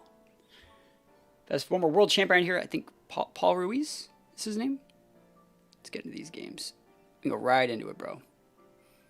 Roaring Moon's was genius. It got speed boost because of Intimidate. and change the momentum of the game. What, really? Did that happen? I didn't even notice that. Was it normally like attack boost and then you came and soaked the Intimidate and got a speed boost instead? That's actually sick. I thought it was just speed boost. Alright, we're getting ready to start this one up. One thing a lot of people don't really know about playing like on the official main stage is that like those headphones they make you wear have like crazy like white noise. And for some people it's like really, really, really distracting. I think for everyone the first time they do it, it's distracting. Alright, Roaring Moon hands versus... Oh, Shenpao Gambit. Okay, cool, cool. Alright. This was the play. I tuned in for like 1 second and I saw this. Alright, this is so freaking smart by Paul Ruiz. He's going to hit him with the El Clasico here, right? The Shenpao Gambit, this team baits in those physical attackers like Iron Hands, Roaring Moon so hard. And you can't lead your Lando, right, into those guys because the Dylan Torres has Melodic. So what do? You lead a faster mon that baits in those big physical mons, especially those ones that are using fake outs, those ones that are using drain punches, and then you can free swap in your Lando to still get that double Intimidate boost, protect your Kingambit, and then like mitigate the damage. It's so good. It's like literally, I tuned into the stream for this one game. Not even the game. I think I turned the stream off and started to like set up my own stream after this. But like, oh, it's so good. Like this is so good. It's like the free Lando. Remember, because this is gonna work every time because like the Shenpao's faster than the Iron Hands and stuff like that. So like, what would swap out for Melodic here? None of them, because they're like, yo, they didn't lead the Lando. I'm good. And then you just protect the Kingambit, swap and get that good double Intimidate, block all this stuff. It doesn't matter. The Tailwind going off doesn't really matter. What do you make hands a little bit faster? Does not matter at all. Drain Punch gets blocked. Oh, and that's value. And now when the Melodic comes in, if it does come in, so like what are you gonna waste your Tailwind turns? Like I love it. I love it. And I think Paul Ruiz is using a Poison Terra Kingambit, which is probably made exclusively to deal with Iron Hands and Urshifu. And Flutter, I guess, to some extent, but mostly I would say Iron Hands. There's the pivot out hands. See, like this Kingambit, dude, they should have went Shookaberry, right? They should have went Shookaberry, because the Shookaberry would work when you're Steel, but it would also work when you're Poison. And that would be cool. There's the Melodic, but like, we already got the Intimidate off. And the thing is, you kind of need Lando on this board state anyways. The knockoff there is nice. No more Choice Scarf. Let's see if we see a U-turn. Oh, so good. So good. Look at this U-turn. It's like, yo, I'll be back. Peace. Get some good damage out here. Are we seeing an SD or a Corto Cleave this turn? Probably an SD, right? This is a great hands turn. Show me that hands. Show me that hands, bro. Let me catch him. Oh, yes. Yo, I love this. I love this. I love it. Oh, my gosh. Yo, we're going to town. Now, one thing I do know about this Melodic is that it's Haze. Nino told me that it was Haze. So, that's a little bit diced. There is still a Tailwind up. But, like, there's one turn here where someone's going to take that fat damage. What do you think you should do? No, dude, this game one is over, bro. You lost tempo like 3 times already. There's nothing to do. Go to game 2, bro. For the next game. Dude, just go home. I don't know. That seems too passive for me. I wouldn't really want to play that. I wouldn't feel comfortable playing like Melodic Roaring Moon hands. Doesn't. You can pivot all you want, try and get out fake outs, do all these sort of things, but like I don't know. I don't know their spreads. I don't know what they're trying to do with their team. Haze is gonna go off next turn. Next turn you have fake out Haze. They made the right play, by the way. Look at that. Look at that damage on hands, bro. Where are you looking? See, my analysis of pack your bags and go home. It's raining true right now. This turn you go for the Melodic. Oh, good play. Double that Melodic slot. Punish. You can only fake out one. You can only fake out one Kingambit. And you don't want to protect your Kingambit this turn because the next turn you just want on cooldown. It doesn't really matter that you can't protect Haze, right? Oh, they fake out the hands. Bro! That's fine. Fake out hands and Haze. Well, I would fake out the Melodic. I would still fake out at the Kingambit. I would have. That's me. Because, like, this is still a shit ton of damage. Yeah. So, like, your Melodic is going to basically be two-shotted anyways. I would have rather fake out of the Kingambit, went for that Haze, and made hands take a lot of chip in the process. Because, like, it's still a two-shot. And all these monsters doesn't even matter. So the differences in turns is you would have gotten damage on Kingambit, and that would have been like 4%, and the hands would have took about 20 HP in recoil. Like, and we take those. There's just more damage. You would have took more damage too, but like I feel like you need to get the Kingambit off the board, otherwise you can't win this matchup.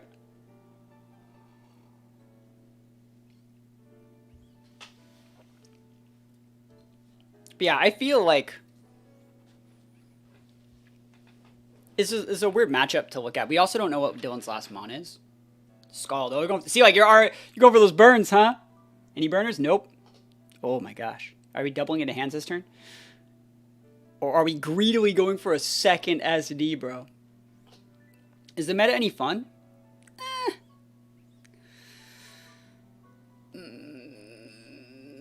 Alright, I got a question. You're saying you're thinking of playing competitive again. Is the meta any fun? Well, the question I have for you is, do you play any other games competitively? Like, what were you playing before this? Like, what are you currently playing right now that is making you want to come play VGC? Because there's a good shot that, like, whatever game you're already playing, it's more fun than this. So, let's see. Yeah, more Scalds. Like I said, at least we haven't had any, like, abysmal RNGs here. Wild Charge finishes off Melodic. I like this Gambit. Actually, today's YouTube video showed a Kingambit team that I found. Dude, Kingambit is so good right now. Holy shit, this Pokemon's nuts. So cool to see Kingambit, you know, having an impact. I want to see if the last month's Flutter. You know, you were asking me. I'm gonna pause this here. I'm gonna pause this right here. You were asking me like 10 minutes ago what I would have done if I was Dylan, and I said, bro, go to game 2. I would have went to game 2 because it wouldn't have had to show what this last mon is. And if this last mon's Flutter, I really would not want to show that I have Flutter here because it'd be really, really good information to save for the rest of the set. Showing a prerogative into bringing Flutter, see, like, I can't do that. See, in my opinion, like, because there's no way you're gonna win. There's no way you're gonna win, in my opinion. I don't think Dylan wins this one like at all, right? And I just don't think that, like, revealing that you're saying that your checkmate piece, your piece that you're trying to, like, win the game with to close out is Flutter main, as opposed to any of your other mons. Now what they can do is, like, say, cool, if they are going to bring Flutter, like, I really know what exact mons to tweak to win, to keep that win right out of their range, right? Whereas before, if you just took the L the second, like, you know, you take it, you just go to the next game, you know?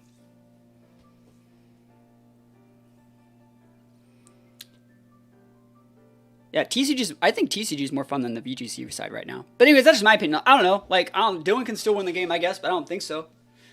I don't see a situation which you come back here. Like, all you're doing by elongating this game is, like, the only thing you're doing by elongating this game is showing your calcs and showing, like, your playstyle into this stuff.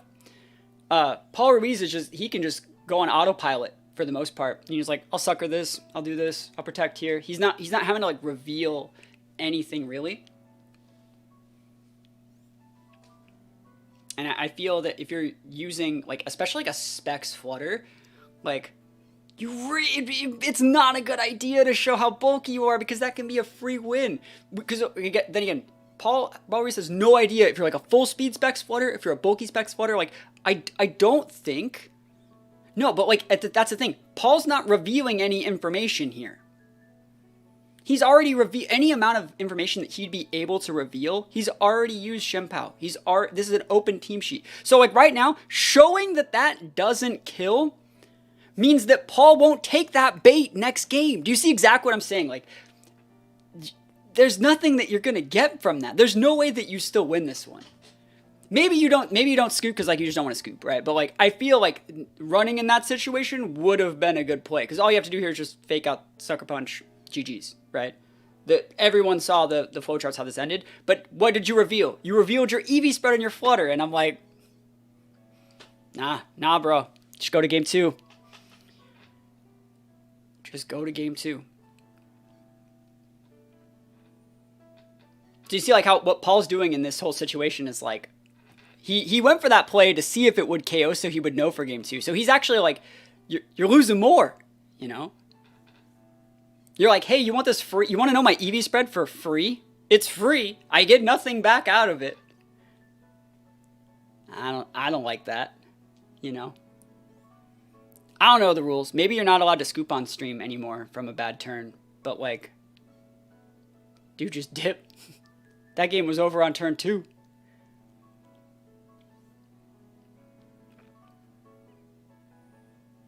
Who knows? Every single player is different. Every single player is different. What I would have done in that situation, for those of you guys that have played me, I try and get myself into a point where I'm not revealing information anymore, and then I have all my moves that are protect and moves that elongate the game, like screens and fake outs and stuff at the very top of my mons.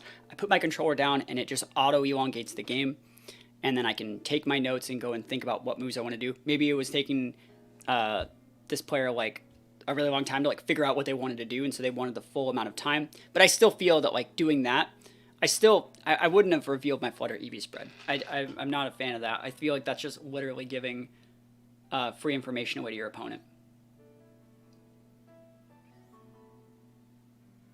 It is, right? That's the thing. I feel that is just saying like, hey, this is my... And so if you're Paul Ruiz, you know exactly how much bulk that Flutter has. And if you know how much bulk it has, you might know how much special attack it has. You might know how much speed it has now. Because if you know how much damage... So for example, we now know how much damage it takes from that, which means Paul Ruiz should have a good idea based off his own EV spreads what defense and HP investment that Flutter has. From there, I'm sure that Flutter's going to do some damage. I didn't see if Paul Ruiz took any damage from the Flutter, but if it takes any damage, we're going to be able to see how much special attack it has, right? So if we know how much damage it takes, we know how much damage it deals. Now we know, we're not even in game 3 yet, we know what its speed stat exactly has to be to function in that area, right? And that's something you can abuse. Because like right now, you know, we didn't actually know if that Flutter was like full speed or not. Obviously, now that we know that it's bulky, it's probably not full speed. So, and those are things we can see. And so I feel like just not showing that info is really important. Paul has the Matcha Gachamon and a Volk. Dude, I hope Paul wins. I think Paul's team is really cool. Huh.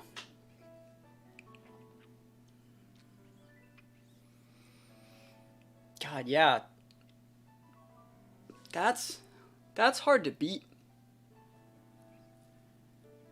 I wonder how long Paul sat on like Kingambit over Heatran on this team. You think it's going to be Rage Powder Volk? I don't actually know, but I don't know if you need Rage Powder on the Volk. I think actually like we don't know the item on the Volk either. I'm sure they'll show it eventually, but like if it's like Lefty's Volk, I don't think it would have Rage Powder. I don't think Rage Powder Volk's good on this comp. I think that you'd be more pressed to see like Quiver Volk here. So right now, what Paul Ruiz has, if you're looking at his core, he has like Shempao, Kingambit hands. That right now, so the Volk is Dango on his team. I think that's a Quiver Dance Volk, and he's playing at the late game checkmate piece of having that be the Dango, but without the fire weakness. And then you can weave in the Shinja to like restore the health on the Volk, and then the Volk is like just one of those mons that like, bro, if you don't have your Lando, you're done. And you know what disincentivizes Lando? Kingambit, Shempao. Really, really cool, well-made team if it's that sort of setup Volk. So let's see if what it is. You know, it'd be nice to have the open team sheets for these sort of things, but this is just going off like what I see from the team previews. That being said, Volk's just a really, really good mon. It's getting bright in here. Give me one sec. Turn my camera brightness down. Yeah, the Rage Powder would be on... Okay, it's Lefty's Volk. So cool, we're able to see that. Awesome. So Lefty's Volk, that means it's probably Quiver. So probably Quiver, Heat Wave. That's hard to... I wonder if it has like a weird Terra, like Terra Blast, to be able to check Heatran. Because like if you can't check Heatran with... Like that's the reason why you don't use Volk or see Volk is because Heatran exists. So we'll see. I wouldn't be surprised if that was like Water Terra Blast Volk to be able to A, block Urshifu Surging Strikes, and B, Terra Blast Heatrans. That's a really weird set. I don't necessarily think it's even optimal, but like it's weird. Hey, look at the board state that we have. We have Flutter, and we have Shempao and freaking Kingambit. And you know what Paul might have gone for if he would have not done that in the last game? He might have gone for that Sucker Punch play. But this time, well, now he knows the exact like optimizations to change to be able to punish this because he saw it at the end of that last game for free. Yeah, you just go protect Corto, either of these, right? Doesn't really matter who you hit. Yeah, dude, I was telling you guys that this at the start of the stream, dude. Shempao is so freaking good right now. It's like the Captain Falcon. It's like the sauciest mon in the format right now. Oh, yeah, dude, doesn't that... Oh, that's beautiful, bro. Look at that good player alert out here. Just chunking this guy. Big damage right out of that lefty's range, too. So, yeah, in this situation, you could just probably... I don't know if it's Icicle Crash, but you could probably Icicle Crash or Spinner the Flutter, or you can just swap. I want to see. It's Ice Spinner. Ugh. Would you Sucker Punch Melodic? And Corto? No. Ice Spinner's fine. Yeah, let's see if Paul's just gaining more information here. Yep, so that Flutter's EV trained to live that. And then from there, Flutter just goes down to a Sucker Punch. So Sash is going to happen here. I'm surprised. Well, let's see what the Melodic's doing. I don't know if the Melodic has, like... we'll see. I don't know how I feel about this play. This is a weird play. I wonder if the Sinistchaw's in the back. Because you're going to lose the Shempao here, but then they take out the Melodic, and then you can bring out Sinistchaw, heal up the Kingambit, and just go with the Sucker Punch. So I like that play. Getting rid of the Melodic, this means that there's Lando in the back then, right? I didn't see if Paul had Rock Slide or Rock Tomb. This team would be better off with Rock Slide, I would think. Let's see if it's Rock Slide. I didn't see it. But you can just fake out the Flutter from there. I would go Lando here. This is such a Lando board for me. This is a Lando and like a U-turn into any slot that I really want. But I really like that he's taking the time to think about it. You could also go hands, fake out Sucker Punch. So there are good things to say.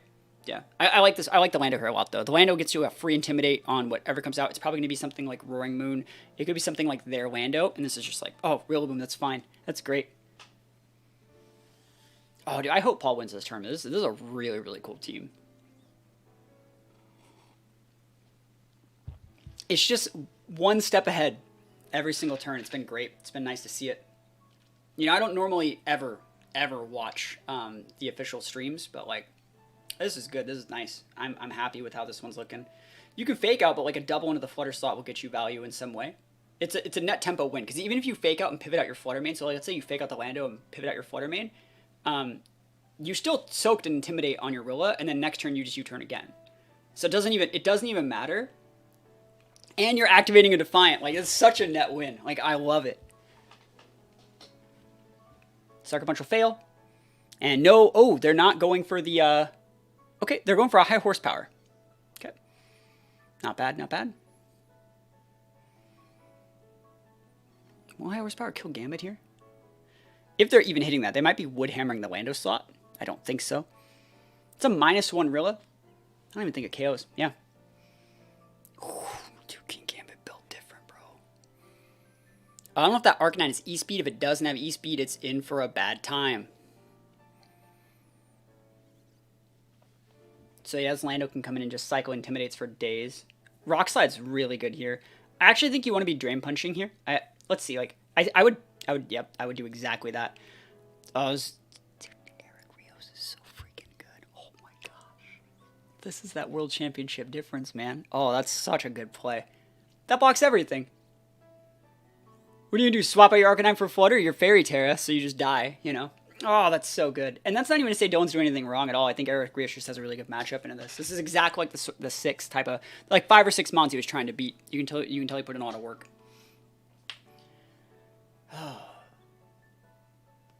Yeah, this is such a better play than like Protect Attack too, because it lets you regain that board state immediately, get a second Intimidate to keep them out. They can never break your hands, ever. Hands will never get broken here. And if they wanted to swap in that Flutter on a slot that you weren't doing something in, Lando outspeeds it. It's so good. And there was E-Speed. I didn't know there was E-Speed on the Arcanine. Yeah, it's in the open team sheet. But high horsepower is going to miss. Like, oh, yeah. And obviously that Arcanine's made to live that. But what you can also just do is hard swap your hands, bring in your Gambit, U-turn into the Arcanine slot, finish that off. Doesn't really matter what happens. Then you get a second fake out pin plus everything. You could also just stay in and Drain Punch things. Nothing really wrong with that. Yeah, U-turn's definitely happening, though. It's hard to say who you U-turn here if you're going to stand with hands.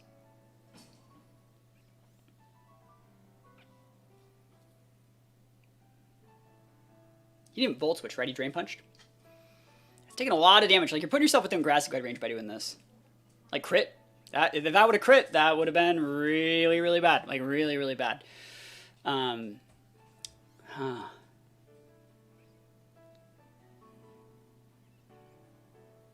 It's getting close.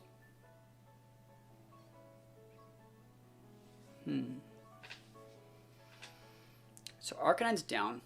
And see, the only thing I don't like about this board is that Flutter... You can't Sucker Punch as easily if you get crit by Rock Slide. Again, there's not crit by Rock Slide, crit by Grassy Glide. Grassy Glide crit, I think there's still one more turn of terrain after this. I might be wrong. But if there's one more turn of Grassy Glide, or Grassy Terrain, and you crit the Grassy Glide, that's bad. You might even... No, you don't want to switch out. Lando should be able to close this one up, like, 2 turns. Okay, yeah. Do you really swap in Lando here? It's not a bad play. It's actually that's a game win. That's a game win. If you swap in Lando, you intimidate there, right? Lando dies to a Dazzling Gleam. You then bring out hands, fake out the Flutter, win the game. 100%. Yeah, Parios has it. Good play. I wonder if he was playing on this the whole time, because that's really good. That's good. Even if that would have crit last turn, it was still in a fine spot. Good play. I like that. Got your next train. Congrats. Happy to hear it. Let's see if this crits. Oh, they're protecting to get an extra turn to Grassy Terrain. I like that. So they're just foddering the Lando. Just straight up, they're like, Lando, what's that? Never even heard of it, bro. And hey, Dylan did the right play too, trying to get the crit Grassy Glide. Lando has to take the L. Moonblast. Oh, dude, they didn't even click the freaking Dazzling Gleam. Imagine, actually, like, that's such a... This could have went, not south, but, like, imagine a world where, like, they double into the Kingambit on the Protect play, and then Lando's still stuck on the board within range for Grassy Glide or something? I don't know. Nah, it's still win. Like, Paul Ruiz just has it the whole time. So, yeah, fake out into Flutter. Can't protect. And Kingambit can just throw a Sucker Punch. Yeah, I love that. Yeah, that's sick.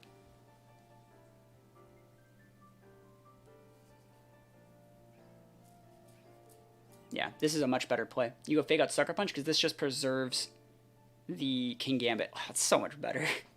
That's a good play. Yeah, just fake out the Rillaboom, Sucker Punch the Flutter main, and then from there, now this is the last turn of the terrain, so Grassy Terrain's gone, which means you can Sucker Punch now, and Sucker Punch Drain Punch just wins you the set. Whew. Absolute gaming energy. Absolute gaming energy. I love this. He can even protect. Oh, he's doing it too. Oh, the battle's... Oh, dude, he's playing the long game out here. Oh, that's that world champion difference, bro. We take those all the way to the bank. I fast forward just a little bit. You know, you guys want to hear the story about this shirt? You guys want to hear the story about this shirt? I went to the 2017 San Jose Regionals, and they didn't... I had my sponsor jersey on, and they made me change, and so they made me put on this shirt, and I had to wear it when I was playing on the official stream, and then I just didn't give it back. I think you're supposed to give it back. I didn't give it back. It's my shirt now. If you're going to make me, like, change at the venue...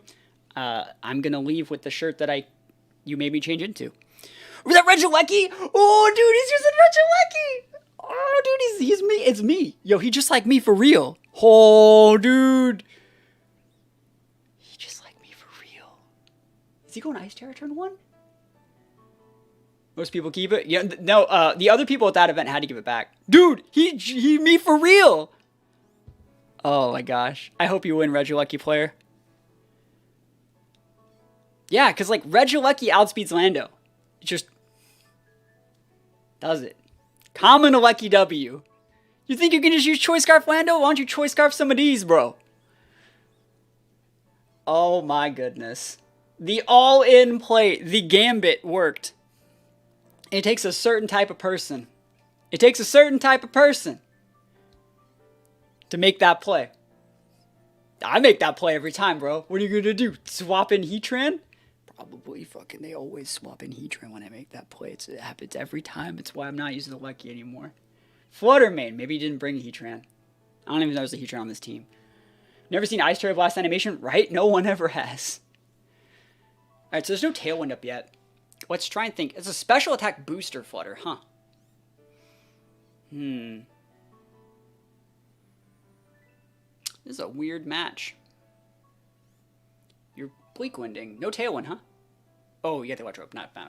Not bad. Yeah, the Flutter wasn't booster speed, so it's like, oh, why would you even send it out? You just waste your booster, bro.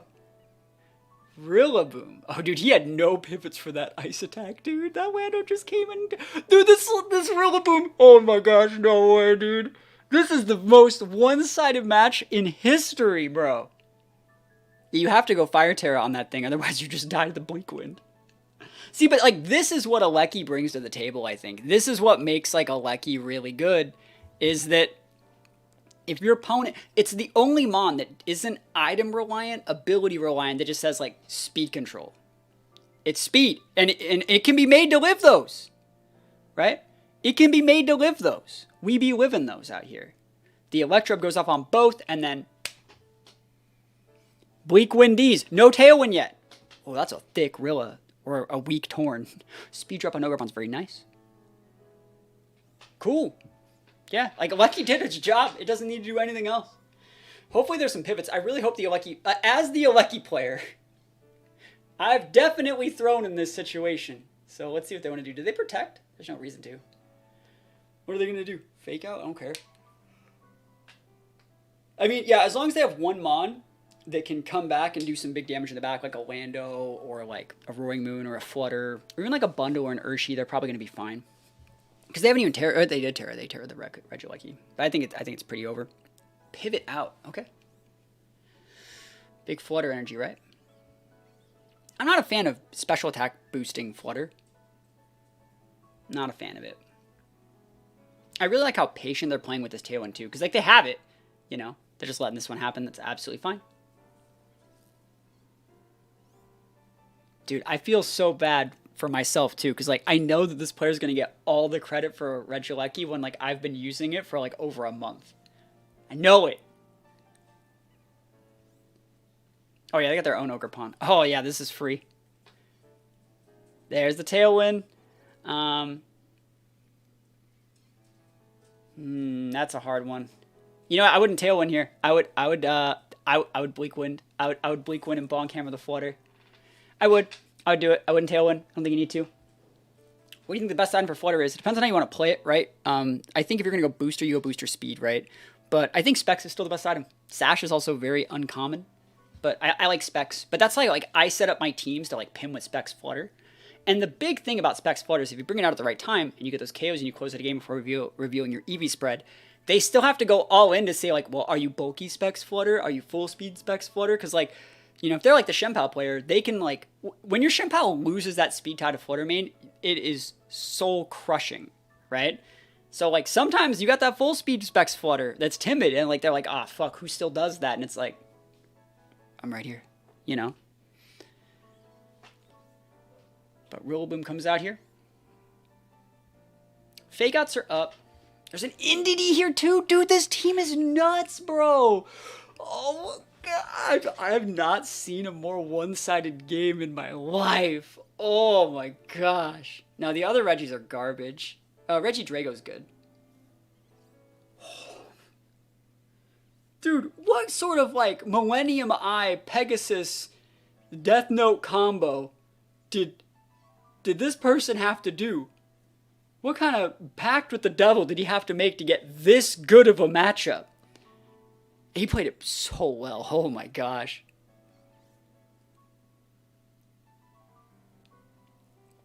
Dude, the Pokemon company, look at on the stream, like all the Pokeballs, they're not even like putting the Mons on the board. They're like, no, this one's over, bro.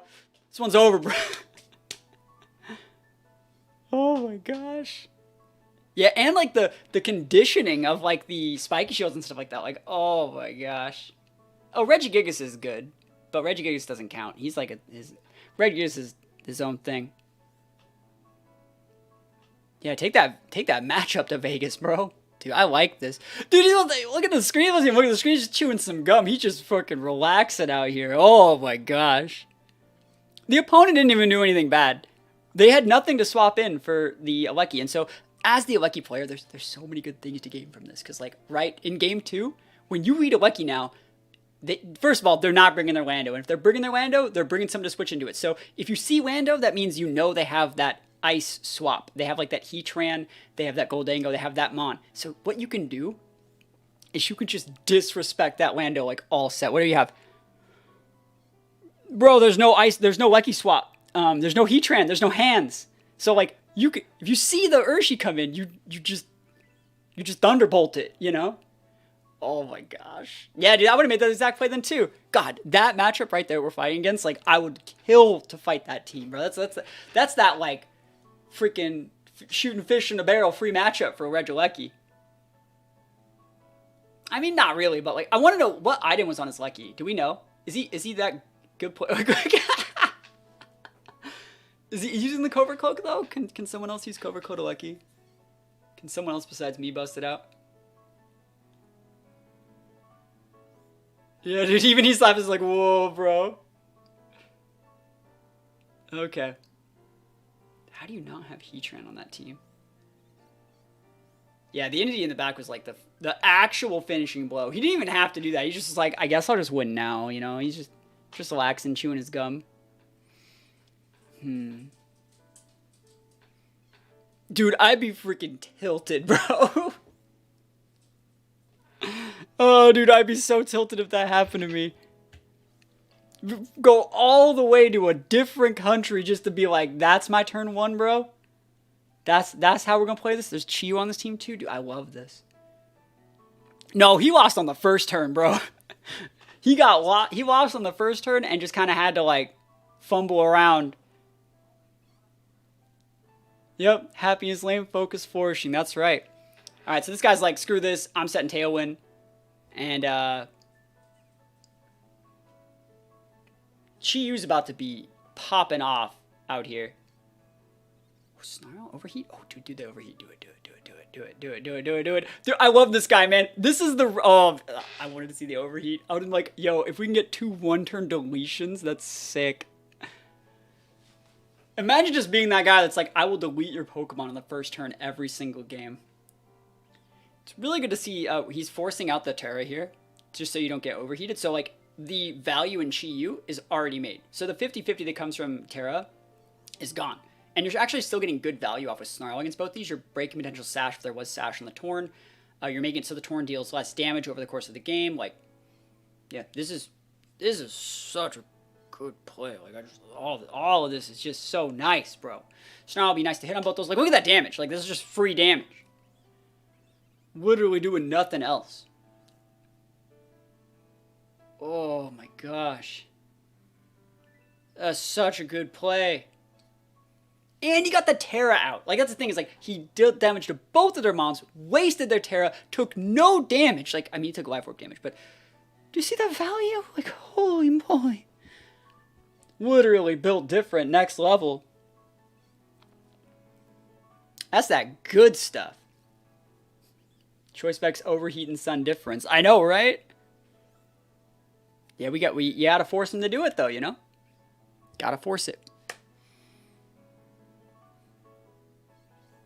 Yeah, what do you, like, you're the one defending with the aggressive Ogerpon Torrent. Like, oh, is that a speed tie loss? Is that a speed tie? Is that a speed tie?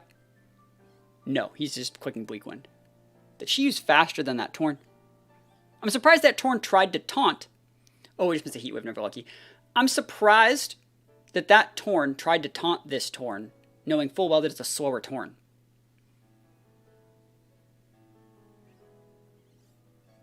If that Heat Wave would have hit, it would have just won the game, by the way. 100%. Oh, dude, woke up, chose it. Dude, that Ogerpon's gonna get... Oh my god, what's coming in for this? He pissed him off, dude. He's made him so mad. Look how mad he is. Oh my god. No. Dude, I love this guy's playstyle. Oh my gosh. This is hilarious. He went into that quick, too. He's like, this guy, man. It makes sense. Bleak went okay with the Torn. This Mon ain't even existing in the game. I ain't never even heard of it, yo. It's almost better if you miss this overheat. I should be playing? Nah, I'm good. I don't like traveling overseas to do Mons. That's fine. But that being said, bro, I would have made that same lucky play. I would have won game one the same. Bye-bye birdie out here. Here we go. Overheat D's, bro. That Rillaboom, your whole family line, absolutely bodied. Rillaboom actually can't even be used for the rest of the round, I think. Like, cremated that Rillaboom. Fire teared it too, bro. Dude, this still... Did we miss some weak one? Dude, I hate this, man. This is so unlucky. He's like missing moves every turn and just bodying this, man. He's like, I only need one of my Pokemon every round. This is your sign to run a Lucky next PC. I mean, I used it at like 2 PCs, you know? I think the Overheat would still kill Lando, bro. Annihilate should see more gaming. Annihilate's really good. I might use Annihilate at San Antonio. Annihilate's still really, really good. I like Annihilate a lot. It's very, very valuable.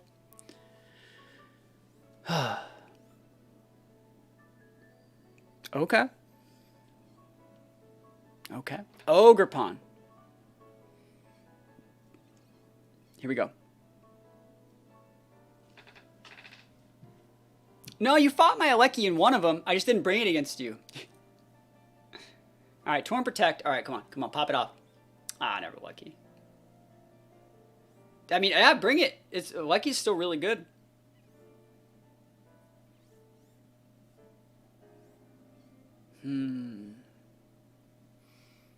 What's the play here? I like how the person on the bottom like still hasn't even like forced to really do anything or switch or do like anything. They've just been like trying to one-shot stuff. All right, cool. You actually see their mons in the back.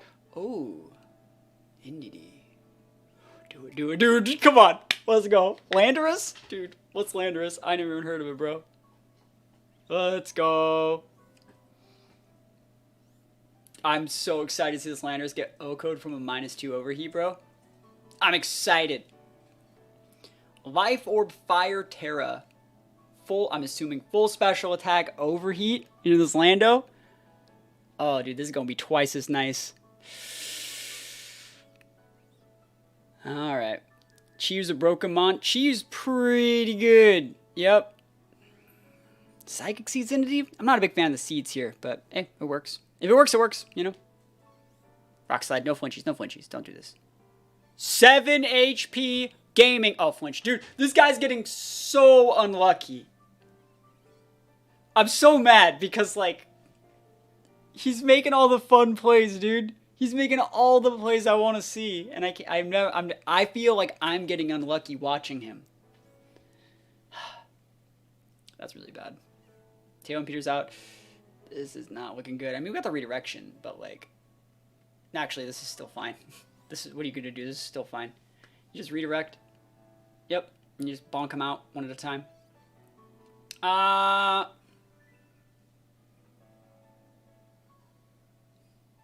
Sword Stance is good. Follow Me, Sword Stance is good because they're gonna try and cycle the Lando out, and you have to respect the spiky shield. I like this play. He's reining it in just a little bit. I feel like you could just bonk the Ogerpon though. You could. I feel like if you bonk Lando and they swap in something that you don't know that's dumb, you might lose. This might lose. But that being said, the Rillaboom, they didn't even put it up there. Like, they didn't even put it on the screen, even though it's dead. Right? Isn't Rillaboom dead? Is that this game? Is it torn? Yeah. So just taking out the torn's fine. It's fine.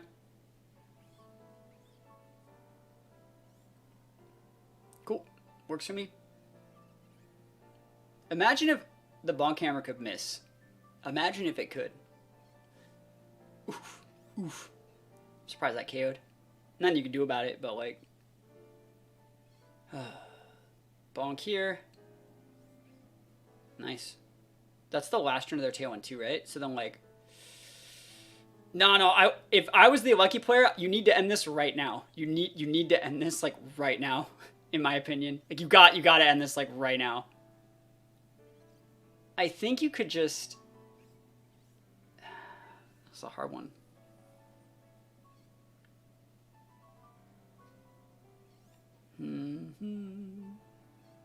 Okay. Not bad. It's a good play. I like this play. Play that patient. So what he's doing right here is he's trying to bait out the spiky shield so we can then just go tailwind, kill the Ogerpon. I love how patient this is. This is exactly it, yo. He's made every right play, bro. He's made every play perfectly. I love it. This is a Prankster Booster Protect. We go first over the Ogerpon. So let's see if it's Spiky Shield on the Fire Pond. Okay.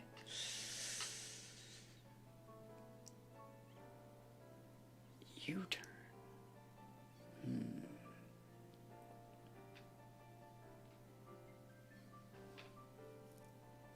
I still think this is game.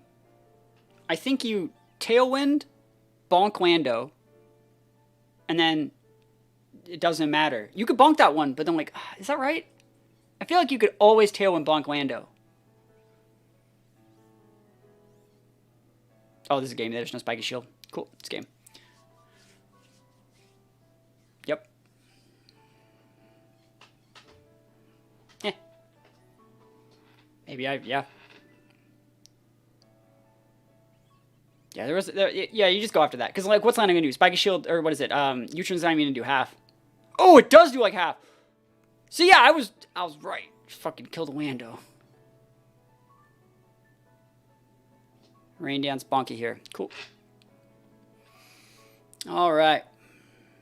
Water Pond, Best Pond. It's pretty good. Water Pond's top 12 usage, so that was a close set. Yo, I'm happy this guy still won. I'm happy he won. He got flinched. He double missed. Never luckied.